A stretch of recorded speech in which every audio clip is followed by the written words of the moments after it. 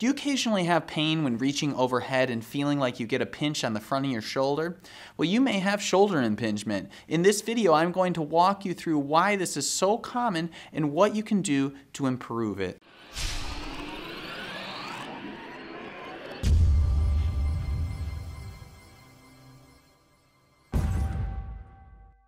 How's it going, guys? This is Chris with HealthyConsumer.com, back with another episode of Working Body Wednesdays. Working Body Wednesdays is where we work on posture, functional movement, and ways to harden your body so it's better able to handle the demands of daily life. My primary training is as a physical therapist, and so I see this condition commonly where people, when they start to reach overhead, or out to the side with their shoulder, they have pain along this ridge here. I'm going to explain some very basic anatomy, and then we're going to go into some solutions that you can use to reduce the frequency or the intensity of your symptoms. Please note that this is meant to just be for occasional shoulder discomfort. If this is a clinical ongoing problem for you, I highly encourage you to get assessed by a professional like a physical therapist or a physician or someone trained in rehabilitation. So first up, let's take a brief look at the shoulder. The shoulder is made up of three parts. You have the scapula, which is your shoulder blade. You have the clavicle in front, and then you also have the humerus. And those three parts come together to make your shoulder. The shoulder is closely related to what happens with the thoracic spine, the mid-spine. So, depending on the shape of your mid-spine, the more we become rounded because we're sitting in office chairs all day or we're just spending a lot of time hunkered down over computers, the more probability we're going to have a shoulder issue. So even though I'm focused on your shoulder, it's important to note that one of the best things you can do for shoulder health is to get this part of your spine moving better and to get the postural stabilizers back here to work better. One of the biggest things I think you can do right away to stop this from happening is to change the way that you lift your arm. I want you to notice if I have my palm down or I'm just starting to lift my arm, you'll find that people start to lift a lot with their upper trapezius because they've overused that. It's got tight and you carry a lot of stress there. But the shoulder is a ball and socket joint, so it has to move well together. So in order for the ball to clear the side of your acromion, this little ridge on your scapula, it has to be rolled into the socket. So you can see, if I start to roll the ball forward here, then I am more likely to hit this ridge here.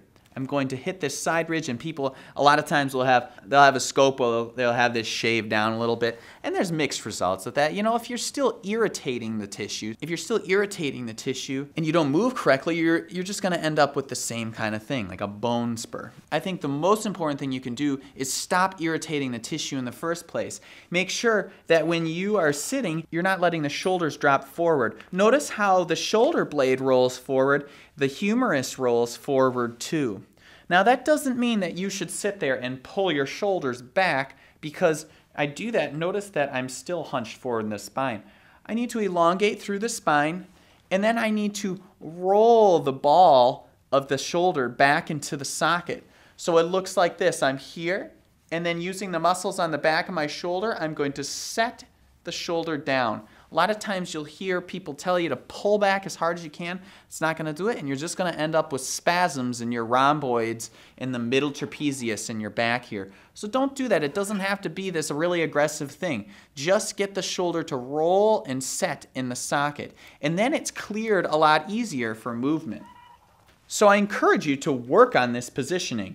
The relationship between the humerus and the scapula and the clavicle is going to be an intimate one. So if you take the arm out in front of you and we take the palm up and we start to scoop up through your pinky side of your hand, then you can see that the scapula will rock back with me as the shoulder comes up. If we're palm down, we're going to hit the ridge of the shoulder blade here. You're going to end up with an impingement syndrome. So first things first is make sure you're not irritating the tissue in the first place. A good drill to do is to come up against a wall and to roll the shoulders back and set them, slide the head back on the spine, and then just practice scooping the arms up using the muscles underneath your armpit here, instead of doing this or reaching into a cupboard like this and trying to get that little extra bit.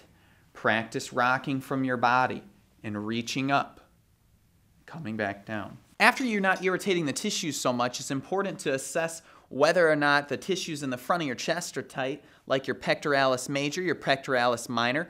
In someone that has a very tight pectoralis minor, you'll often see that it is pulled down and tethered here. People often need someone to go in with deep tissue and release this. It's not enough to stretch. Somebody has to go in and get right along the clavicle and along the sternum here and work all this to open up the chest and allow the clavicle to rock back so the shoulder blade can rock back as well. And then the arm will be able to lift up. So that's step number 2, is have someone release the appropriate tissues. And this may extend as far down into the rectus abdominis, so the muscles used for doing a crunch.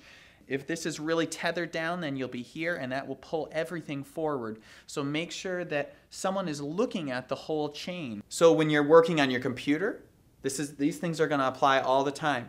We're going to set the shoulder, roll the shoulder, open, the elbow gently tucks into the side, so we're not doing this while we're on a keyboard. We're lifting the chest, and then we're here, and we're working here. And we practice moving.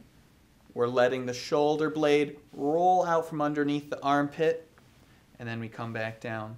We scoop up, and we reach up through the pinky side of the hand there.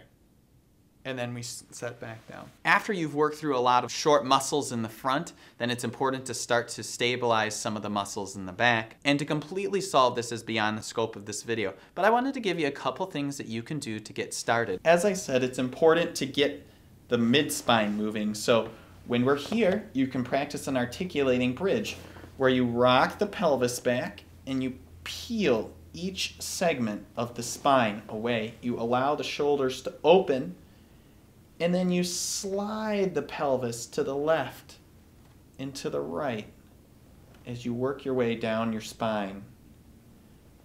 And again, you roll up through the spine. You slide the pelvis to the left and to the right like a skateboard, all the way down the spine. So we're working to get each one of those vertebrae moving better. You can eventually progress to some thoracic extension, but when you're here, I want you to make sure that you don't just do this and go all up into your low back. Instead, elongate, reach your fingers down towards your feet, roll the shoulders open, elongate through the crown of the head, and start to peel the chest away from the mat. Hold for a few seconds, and then relax back down. Slide the fingers down, roll the chest open, lift, and then back down. Of course, this is just the beginning of your journey, but these are a few ways you can get started in reducing the symptoms of your shoulder impingement. So again, step 1, stop irritating the tissues. Step 2, release the appropriate muscles. Step 3, strengthen the opposing muscles, the postural muscles. And of course, if you're still having issues or your symptoms are worsening, be sure to be assessed by a professional. This has been another episode of Working Body Wednesdays, guys. If you enjoyed this video, be sure to subscribe and hit the little bell so you never miss another video. I look forward to seeing you next Wednesday.